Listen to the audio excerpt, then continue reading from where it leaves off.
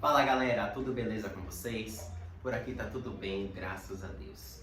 Bom, como vocês já me conhecem, eu me chamo Eric Flávio, sou ator e professor de teatro e diretor do grupo Deixa a Arte Me Levar. Estamos aqui mais um dia e claro, eu não posso deixar de pedir para vocês se inscreverem no nosso canal Deixa a Arte Me Levar. Ativa o sininho, curta e comenta esse vídeo e claro, compartilha com os amigos. Hoje nós vamos analisar o nosso primeiro texto teatral, Hamlet, de William Shakespeare. Antes da gente começar, roda a vinheta aí!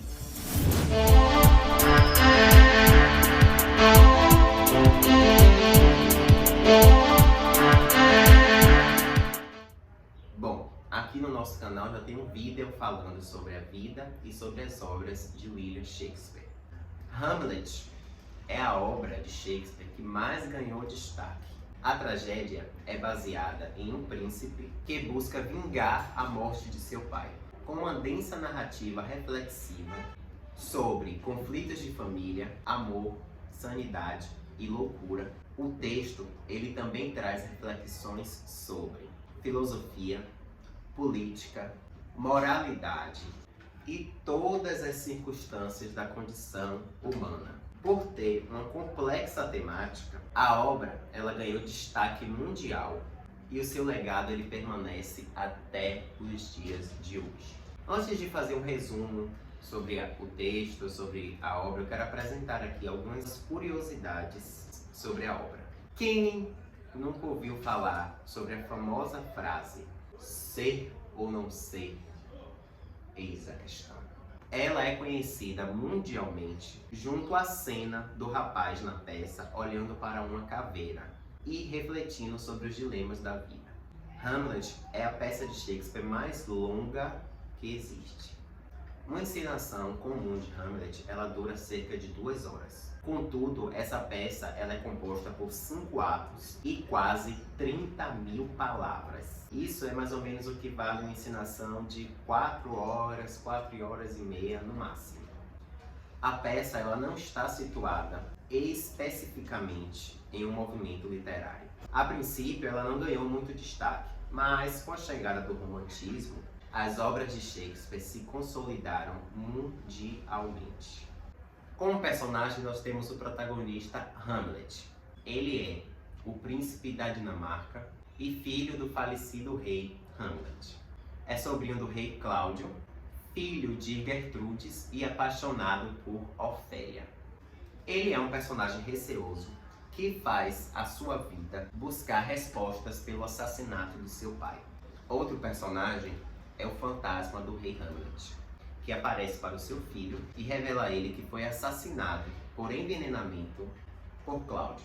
Nessa revelação, ele instiga ao filho Hamlet a busca por vingança. Cláudio, por sua vez, é o atual rei da Dinamarca, tio de Hamlet e a principal suspeita pela morte do rei Hamlet. Ele casa-se com Gertrudes e é tido como um personagem ávido e ambicioso por poder. Gertrudes é a rainha da Dinamarca, mãe de Hamlet, e depois ela se casa com seu cunhado, o rei Cláudio. Polônia é outro personagem que aparece no texto. Ele é o primeiro-ministro e conselheiro do rei Cláudio, braço direito do rei e sempre pronto para apoiá-lo em qualquer coisa. Outros 2 personagens que aparecem na trama é Ofélia e Laerte. Eles são filhos de Polônia. Ofélia ela é apaixonada pelo príncipe Hamlet. E Laerte estava em outra cidade e volta só para compor a trama. Logo nas primeiras cenas, o rei Hamlet da Dinamarca morre sem que ninguém saiba as causas. Com a morte do rei, Cláudio se casa com Gertrudes e se torna o rei da Dinamarca. Tudo isso em 2 semanas. Logo depois acontece uma cena importante. Horácio, que é amigo do príncipe Hamlet, vê o fantasma do rei Hamlet. Corre para contar ao príncipe, que logo em seguida vê o fantasma do pai e tem uma conversa com ele, no qual o pai, o rei Hamlet, diz ao seu filho que morreu por envenenamento e que o assassino é o rei Cláudio, seu irmão e tio do príncipe Hamlet. E logo, claro, ele pede por vingança. Hamlet pede para seu amigo Horácio que guarde segredo sobre tudo que viram e ouviram naquele dia. Com base nisso, o príncipe começa a viver uma crise interior, moral e ética, a respeito do quão virtuoso seria cometer essa vingança. Ele começa a traçar planos para investigar a morte do seu pai e começa a se fingir de louco para obter êxito. No meio dessa história toda tem a paixão de Ofélia por Hamlet e vice-versa. Ofélia é filha de Polônio, braço direito do rei Cláudio, e nunca incentivou o romance entre o príncipe Hamlet e a filha. Por ele acreditar em classe social, dizer que um príncipe nunca iria se apaixonar por uma simples filha de um conselheiro. Em meio à aparente loucura de Hamlet, Cláudio pede para que Polônio comece a investigar o caso, desconfiando que toda essa loucura seria fruto da proibição do amor entre Ofélia e Hamlet. Aí chega um ponto que eu gosto muito do texto. Em um determinado momento chega uma companhia de teatro na cidade e o príncipe Hamlet pede para que os atores encenem uma peça no qual o irmão do rei mata o rei. A encenação ocorre e no final Cláudio sai imediatamente do local, fazendo com que o príncipe Hamlet tenha certeza de que foi ele que matou seu pai e segue seu plano com vingança. Hamlet vai atrás de Cláudio para matá-lo, mas quando chega percebe que ele está rezando e decide se vingar mais tarde. E aí Hamlet sai para conversar com sua mãe e a acusa de infidelidade. No meio da conversa ele escuta um barulho atrás da cortina e percebe que estava sendo espionado. Acreditando que quem estava atrás da cortina era Cláudio, ele mata o homem e depois percebe que matou o cara errado. Na verdade, Hamlet tinha matado Polônio.